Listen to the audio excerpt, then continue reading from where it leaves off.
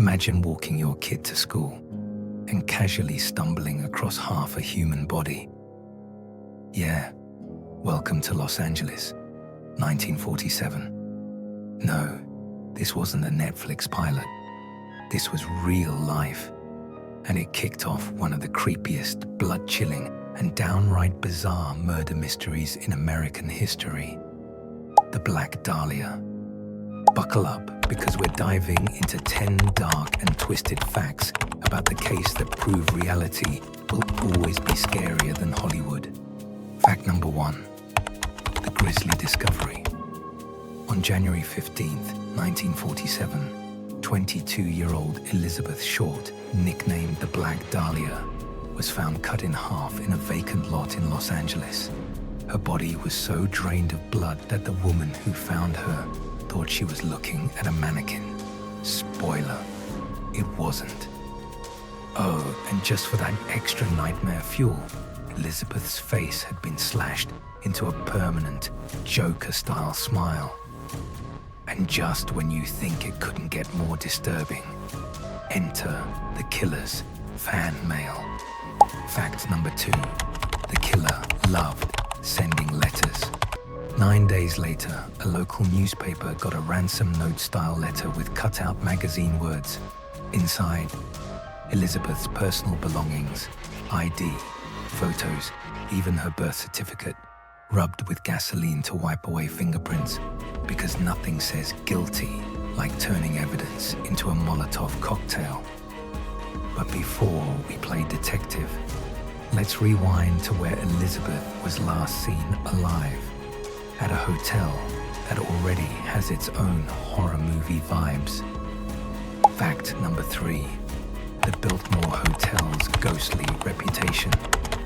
Elizabeth was last spotted at the glamorous Biltmore Hotel in downtown LA.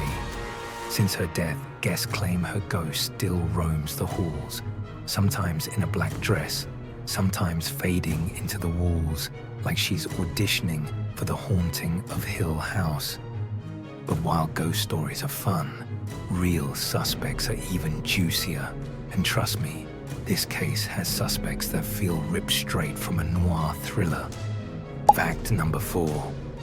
The Uber driver before Uber was a thing. First up, Robert Manley. He was the guy who dropped Elizabeth off at the Biltmore. Police were suspicious until they realized he'd gone back to San Diego a week before her body was found. He even passed a lie detector test. Sure, years later he was institutionalized after hearing voices. But hey, at least he wasn't hearing, "You killed the Black Dahlia." But Manley wasn't the only one under the microscope. Next suspect, a drunk soldier with a very convenient confession. Fact number 5. The drunken confessor.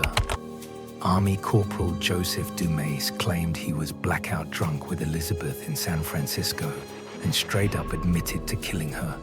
Problem was, he was on his military base the day she died, which either makes him innocent or the world's worst time traveler.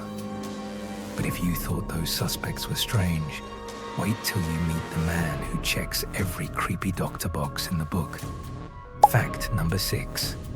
Enter George Hodel, the creepy surgeon. George Hodel was a brilliant doctor with surgical skills and a seriously messed up personal life. He ran a venereal disease clinic, had 11 kids with 5 different women, and was once accused of abusing his own daughter. Oh, and his house had a secret room. Totally not suspicious. His son, Steve Hodel, grew up to be an LAPD detective and later became convinced his dad was the Black Dahlia killer. And if you think that's just a son with daddy issues, wait till you hear what George was caught saying on tape.